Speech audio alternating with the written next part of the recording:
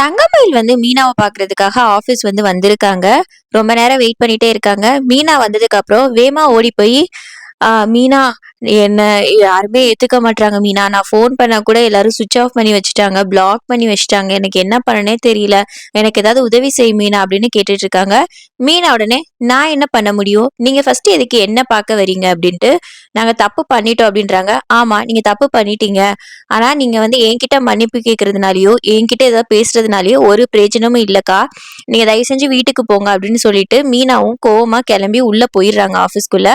Meeting முடியிற வரை wait பண்ணிக்கிட்டே இருக்காங்க. ஆனா மீனா வெளிய வரலன்னு தெரிஞ்சதுக்கு அப்புறம் மயில் வந்து அங்க இருந்து அழுதுட்டே வந்து கிளம்பி போயிடுறாங்க. அது மீனாக்கு வந்து ஏற்கனவே ரொம்ப டென்ஷனா இருக்கு. ஏன்னா செந்தில் வந்து ஏற்கனவே காலையிலேயே வந்து கடுப்பேத்திட்டு இருப்பாங்க மீனாவ. எதுக்கு நீ அம்மாக்கு வந்து சப்போர்ட் பண்ணிட்டு இருக்க? ஏன் எல்லா உண்மையும் என்கிட்ட வந்து சொல்லல? நீயும் மயில் மாதிரி தானே பண்ணியிருக்க. அவங்க பண்ணதுக்கும் நீ பண்ணதுக்கும் என்ன வித்தியாசம்னு ஏற்கனவே செந்தில் வந்து திட்டி இருக்கிறதுனால மீனா வந்து ரொம்ப டென்ஷனா இருக்காங்க. யார்கிட்ட சொல்றதுன்னு தெரியாம ராஜிக்கு கால் பண்ணி சொல்றாங்க. ராஜி போன் எடுத்ததுக்கு அப்புறம் இங்க பாரு ராஜி, நான் காலையில இங்க வந்தேன் ஆபீஸ்க்கு. மயிலக்கா இருக்காங்கல்ல, அவங்க வெளியே நின்னுட்டு இருக்காங்க அப்படின்னு. அவங்களா? அவங்க எதுக்குக்கா அங்க வந்தாங்க அப்படின்னு ராஜி கேக்குறாங்க. தெரியல, வந்து ஏதோ பேசணும்னு என்கிட்ட வந்து சொன்னாங்க. ஆனா எனக்கு ஆல்ரெடி ஆபீஸ்க்கு வேற லேட் ஆயிடுச்சு. அதனால நான் வந்து எதுவும் கேட்காம நான் உள்ள வந்துட்டேன் ராஜி. நான் என்ன பண்றதுன்னு எனக்கு தெரியல அப்படின்னு ராஜி கிட்ட கேக்குறாங்க. ராஜியுமே அக்கா நீங்க பண்ணது கரெக்ட் தான்க்கா. நீங்க அவங்க கிட்ட எதுவுமே இப்போதைக்கு பேசாதீங்க. அவங்க நம்ம குடும்பத்துக்கு பண்ணது பெரிய துரோகம்க்கா. சின்ன விஷயம் கிடையாது இதெல்லாம். அவ்வளோ பொய் சொல்லதுக்கு அப்புறமும் ஜெயிலுக்கு எல்லாரும் போயிட்டு வந்திருக்கோம். அதனால நீங்க அவங்க கிட்ட பேசாதீங்கக்கா. ஏற்கனவே பாத்தீங்கன்னா மாமா உங்க மேல ரொம்ப கோவமா இருக்காங்க. இங்க கதிராச்சும் பரவாயில்ல, நான் ஏதாவது சொன்னா அவன் புரிஞ்சுக்கிற மனநிலைமையில இருக்கான். ஆனா செந்தில் மாமா நேத்தே உங்ககிட்ட ரொம்ப கோவமா வந்து நடந்துக்கிட்டாங்க. அது பார்க்கவே எனக்கு ரொம்ப கஷ்டமா இருந்துச்சுக்கா. மறுபடியும் மறுபடியும் மாமாக்கு தெரியாம ஏதாவது பண்ணி நீங்க மாட்டிக்காதீங்கக்கான்னு ராஜி அட்வைஸ் பண்றாங்க. மீனாவும் சரி நம்ம ராஜி சொல்றதுதான் கரெக்ட். மறுபடியும் மறுபடியும் எதுக்கு நம்ம போய் பிரச்சனையில மாட்டிக்கணும்? இனிமே யார்கிட்ட எந்த விஷயத்தையும் சொல்லாம பண்ணவே கூடாதுப்பா அப்படின்னு சொல்லிட்டு அவங்க வேலையை பார்க்க ஆரம்பிச்சிடுறாங்க. வேலையெல்லாம் முடிச்சுட்டு மீட்டிங் முடிச்சுட்டு வெளிய போய் பாக்குறாங்க. சாப்பிட போறப்ப லஞ்ச் டைம்ல பார்த்தா அப்பயும் வந்து ராஜி வந்து சாரி மயில் வந்து உட்காந்துட்டே வந்து இருக்காங்க. உடனே இவங்களுக்கு ரொம்ப டென்ஷன் ஆயிடுது. இவங்க இன்னும் போகலையா? நம்மள மாட்டி விடாம விட மாட்டாங்க போலயே அப்படின்னு சொல்லிட்டு, அக்கா நீங்க இன்னும் போகலையா? உங்களை நான் எப்பவும் போக சொன்னேன் இல்லைன்னு. இல்ல மீனா என்னால போக முடியாது.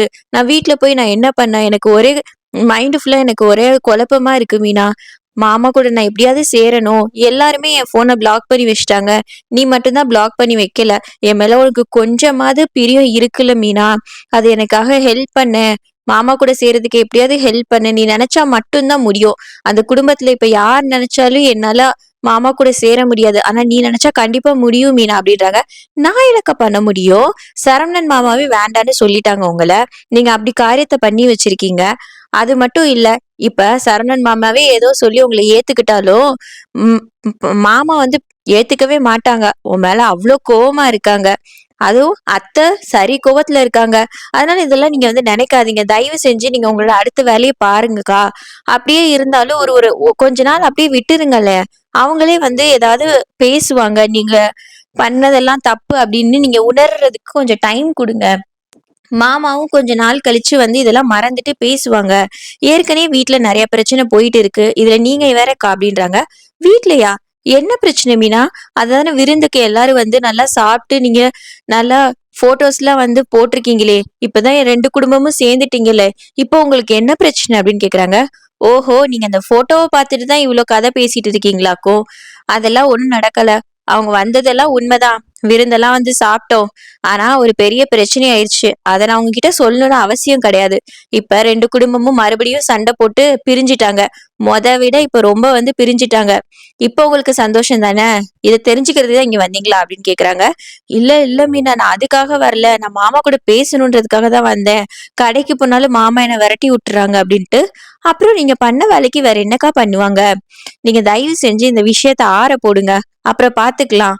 நீங்க இந்த இடத்த விட்டு கிளம்புங்க அப்படின்னு சொல்லிட்டு மீனா சொன்னதுக்கு அப்புறம் ஒரு ஸ்டேஜுக்கு மேல மயில் வந்து கோவப்பட ஆரம்பிச்சிடுறாங்க. இங்க பாரு மீனா, நான் உன சும்மா வந்து உன்கிட்ட வந்து கெஞ்சிட்டு இருக்கல. நான் உனக்காக அவ்வளவு வேலை பார்த்திருக்கேன். உனக்கு மட்டும் இல்ல, அந்த குடும்பத்துல இருக்க எல்லாருக்காகவும் நான் சமைச்சு போட்டிருக்கேன். என் கையால எல்லாரும் சாப்பிட்டு இருக்கீங்கல்ல, அந்த நன்றி கூட உனக்கு கொஞ்சம் கூட இல்லையா அப்படின்னு திட்ட ஆரம்பிச்சிடுறாங்க மீனாவ. மீனா அத பார்த்துட்டு பயந்துடுறாங்க. "என்னக்கா நீங்க இப்படிலாம் பேசுறீங்கன்னு?" "ஆமா, எனக்கு தெரியாது. நான் எங்க மாமா கூட வாழணும். அதுக்காக தான் இப்ப வரை எங்க அம்மா என்னெல்லாம் சொல்றாங்களோ, அதுக்கெல்லாம் நான் தலையாட்டிட்டு இருந்தேன். இப்ப அது ரொம்ப பெரிய தப்பு நான் புரிஞ்சதுனால தான், இப்ப வந்து உங்க எல்லார்கிட்டயும் நான் கெஞ்சிட்டு இருக்கேன். தயவு செஞ்சு ஏதாவது பண்ணி என்ன வந்து சேர்த்து வையி. இல்ல அப்படின்னு வச்சுக்கோயேன், நான் வாழாத அந்த வீட்ல யாரையுமே நான் வாழ விட மாட்டேன். உன்னையும் செந்திலையும் நான் கண்டிப்பா பிரிப்பேன் மீனா. அது மட்டும் இல்ல, ராஜி, கதிர கூட நான் பிரிப்பேன். நான் யாரையுமே அந்த வீட்ல நிம்மதியா இருக்க விட மாட்டேன். நான் இல்லாத வீட்ல நீங்க மட்டும் எப்படி சந்தோஷமா இருக்க முடியும்ன்ட்டு. என்னக்கா இப்படிலாம் மிரட்டுறீங்க அப்படின்னு. ஆமா, நான் இத கண்டிப்பா பண்ணுவேன் அப்படின்னு மயில் மிரட்டுறாங்க. இதெல்லாம் கேட்டுட்டு இருக்கிறப்பயே மீனாவோட கண் வந்து கலங்கிருச்சு. ஏன்னா, மீனா கொஞ்சமாவது நம்பிட்டு இருந்தாங்க. மயிலக்கா வந்து கொஞ்சம் இன்னசென்ட் தான். அவங்க அம்மா தான் இப்படி அப்படின்னு சொல்லிட்டு. ஆனா மயிலக்காவே இப்படி பண்றத பார்த்துட்டு மீனாக்கு வந்து அதிர்ச்சி வந்து தாங்க முடியல. உடனே இதெல்லாம் பேசிட்டு மயில் வந்து கிளம்பி போயிடுறாங்க. மீனா மனசுல நினைச்சுக்கிறாங்க. ஆமா, இந்த விஷயத்த நம்ம வந்து இப்படியே வந்து விட்டுறது தான் நல்லது. இல்லன்னா நம்ம வந்து பேசிட்டு இருக்கிறத மாமா கிட்ட, வீட்ல எல்லார்கிட்டயும் சொல்லிரணும். இல்லன்னா இது நமக்கு தான் வந்து பிரச்சனையா முடியும். அது மட்டும் இல்ல, இந்த மைண்ட் செட்ல இருக்கிறவங்க மாமா கூட, சரவணன் மாமா கூட சேர்ந்தாங்க அப்படின்னா, அவங்க வாழ்க்கையே வந்து பாழாயிரும். இவங்க 2 பேரும் பிரிஞ்சிருக்கிறது தான் சரி அப்படின்னு நினைச்சுட்டு போயிடுறாங்க. அடுத்தடுத்து என்ன நடக்குதுன்றத பார்க்கலாம்.